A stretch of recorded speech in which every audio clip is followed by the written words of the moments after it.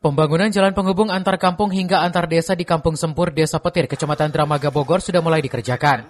Jalan dengan panjang kurang lebih 2 km dan tebal 0,03 cm ini diperoleh dari anggaran program 1 miliar satu desa.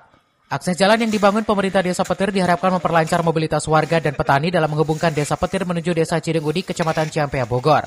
Wilayah ini mayoritas dihuni petani, pembangunan jalan menjadi penting untuk mempermudah distribusi hasil pertanian seperti sayur mayur ke pasar di Kota Bogor.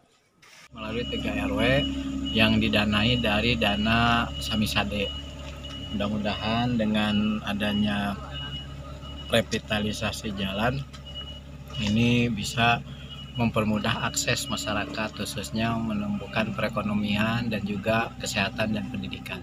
Tahun 2025 kita 3 RW 7 RT menyambung dengan Cideng Udik yang jembatan batas Cideng Udik yang Kang Abot 2000 meter 2 kilo lebar 2,4 plus TPT.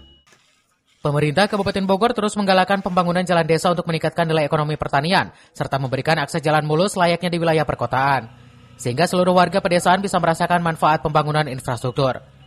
Dari Dramaga, Kabupaten Bogor, Iman Abdurrahman melaporkan.